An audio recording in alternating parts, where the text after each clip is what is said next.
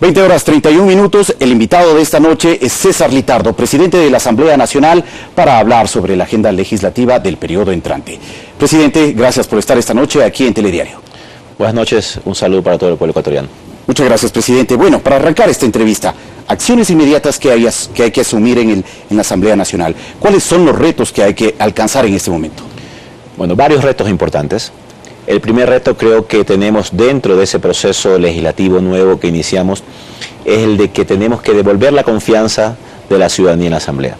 Creo que una de las principales causales para que esta acción no haya sido eficiente en este momento es el hecho de que los conflictos han sido la parte predominante de las noticias diarias de la Asamblea.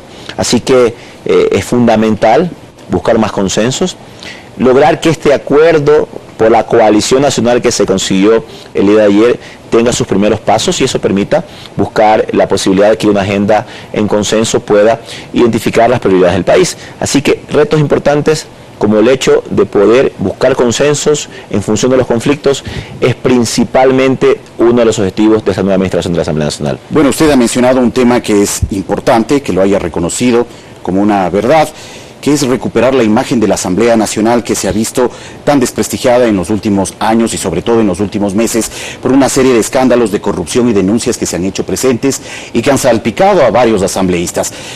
¿Qué tan fácil o qué tan difícil se puede convertir esta tarea? No es un reto fácil, creo que es un reto que hay que asumirlo con mucha responsabilidad. He dicho en varios medios de comunicación que tal vez es sencillo poder llegar a acuerdos con quienes pensamos iguales. Lo difícil es llegar a consensos y acuerdos con quienes pensamos diferentes. Ese es el principal reto. Pero también hay que entender que la Asamblea Nacional es diversa. Hay que entender que hay diferentes criterios políticos.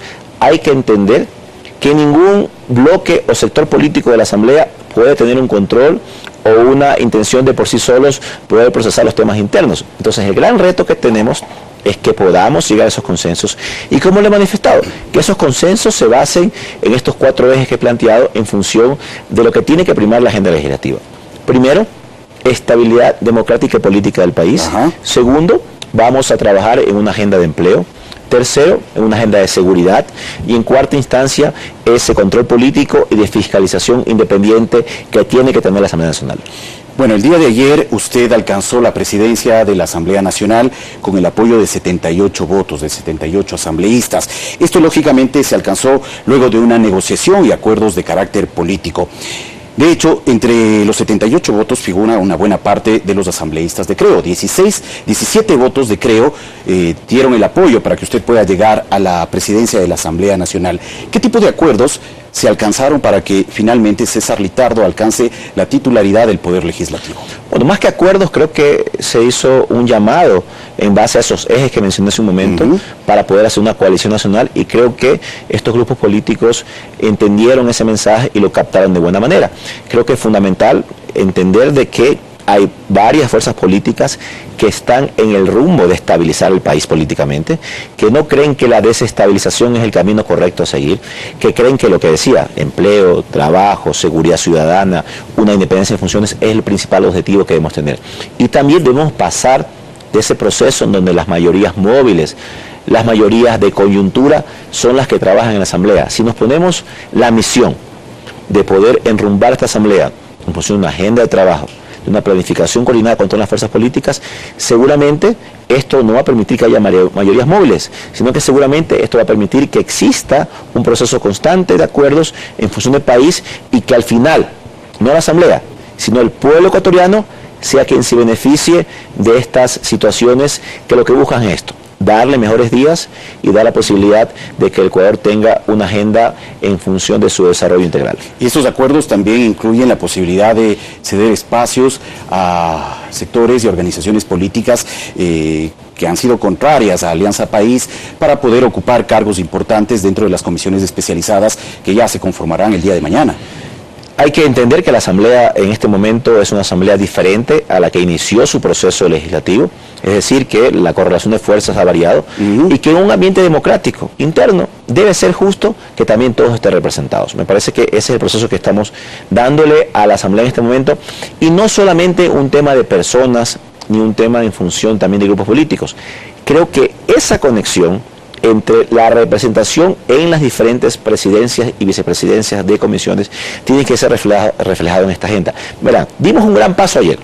Creo que la demostración de la renovación de las autoridades del CAL ha dado una muestra de que podemos cambiar la historia de la Asamblea y que tengamos representantes de las diferentes provincias del país, de provincias que en el pasado tal vez impensablemente podrían ser parte de estos temas, como por ejemplo el caso de Napo, de Cotopaxi, de Santa Elena, de Esmeraldas. Mi caso, soy una persona de la provincia de Los Ríos, a quien yo le envío un saludo a mi hermosa provincia, y de la cual yo me cobijo en la posibilidad de decir que los montubios tenemos la capacidad de llegar también a generar acuerdos nacionales que permitan el desarrollo del país. Creo que esa es una demostración muy clara de que también hemos dado una muestra en ese proceso en el CAL. Y esto tiene que reflejarse en las comisiones. Bueno, y la conformación, ahora que topa el tema del CAL, el haber conformado como está conformado actualmente el Consejo de Administración Legislativa, no es una muestra también de haber cedido posiciones para alcanzar los votos suficientes para que usted llegue a la presidencia. Y me refiero a que, por ejemplo, la presencia en números de integrantes del CAL por parte de Alianza País ahora se reduce a 3 integrantes, cuando Alianza País tenía una mayoría definida y clara durante los últimos años en el Consejo de Administración Legislativa. Esto pone en un escenario político distinto a Alianza País, que obligará a establecer y entablar negociaciones y acuerdos con los distintos sectores políticos dentro del CAL. Bueno, Alianza País no tenía mayoría en el CAL hasta antes de ayer. Realmente había una oposición importante en esa función de la administración de la Asamblea.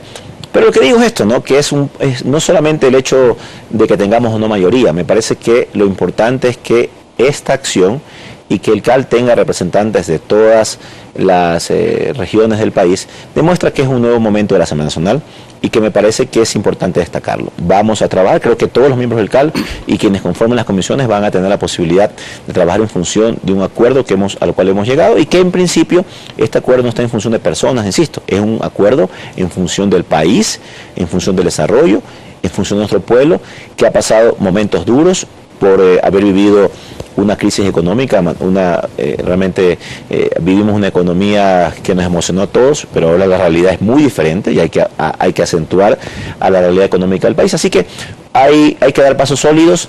Esperemos que mañana en este proceso interno de aprobación de las comisiones se lo haga en ese proceso, donde todas las bancadas y grupos políticos estén representados, y que este sea el nuevo inicio de una asamblea que respete las diferencias, pero asimismo respete la opinión de los demás y que busque los consensos con prioridades. Buscando descorreizar las comisiones especializadas, como ha dicho en el reportaje anterior el asambleísta Luis Pachala de Creo.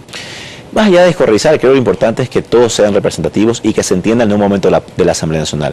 Creo que es importante para partir de la base que yo mencionaba de este proceso en donde debemos generar este tipo de acuerdos por el país, de no tener una asamblea conflictiva, que todos tengamos la posibilidad de hacer una asamblea en función de una agenda país.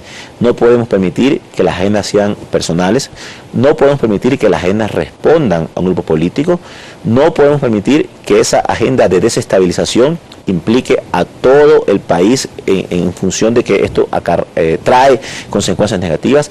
Así que nosotros tenemos que tratar de que se piense ahora, en el 2019. Los problemas que tiene que resolver la Asamblea son los problemas de hoy, no en función de una agenda hacia el 2021, que ya en su momento quienes ocupen los cargos en ese momento tendrán que resolverlo, pero tenemos que darnos nosotros la posibilidad de dar al pueblo ecuatoriano respuestas inmediatas a sus problemas. Así que vamos a generar ese compromiso de, como insisto, más consenso, menos conflictos, y que podamos tener la posibilidad de que esta asamblea responda al pueblo ecuatoriano, y esa respuesta al pueblo ecuatoriano va a significar una renovación en la confianza de esta institución. No quiero terminar esta entrevista sin dejar de mencionar algunos temas o nudos críticos que sin duda tendrá que enfrentar la nueva presidencia. Una resolución sobre las denuncias de supuestos aportes de empresas contratistas de Alianza País. ¿Qué es lo que va a pasar ahí? Bueno, hay varios casos que están en proceso de fiscalización. Repito, una de nuestras propuestas, insisto, ya lo dije en mi intervención como presidente en el Pleno de la Asamblea, es actuar de manera independiente. Esto tendrá que resolverse en las próximas semanas, una vez que la Asamblea nuevamente entre en su rumbo de trabajo normal. Entiendo que este proceso irá a la Comisión de Fiscalización para que esta procese la misma. También tenemos el tema de la resolución de la Comisión de Fiscalización en el caso de María Fernanda Espinosa, la ex canciller, que tendrá que ser tratado en el el Pleno. Es decir, todos estos procesos tienen que ir paso a paso, tener una agenda en los aspectos que nosotros hemos mencionado, y ya la Asamblea tendrá que actuar con su control político, en este caso puntualmente. ¿Y el tema INA Papers? También está dentro de la agenda. Ya la Comisión de Fiscalización ha hecho una investigación dentro de un proceso de revisión de documentos, investigación dentro de su área. Esto ya está para que el Pleno sea a su conocimiento, más allá de que esto tendrá que también ir en función de esta agenda que hemos hablado. Así que lo que implica este proceso, como le decía, de trabajo en la Asamblea, va a tener total transparencia. Vamos a actuar de manera inmediata en estos casos que tienen que ser esclarecidos y que tiene que conocer el país cuál ha sido el procesamiento dentro de la Asamblea, y no tengan dudas de que vamos a actuar con transparencia, siempre apegados al derecho y buscando que el país tenga mejores días. Muy bien, gracias, presidente, por estar aquí en Telediario. Gracias a ustedes, buenas noches.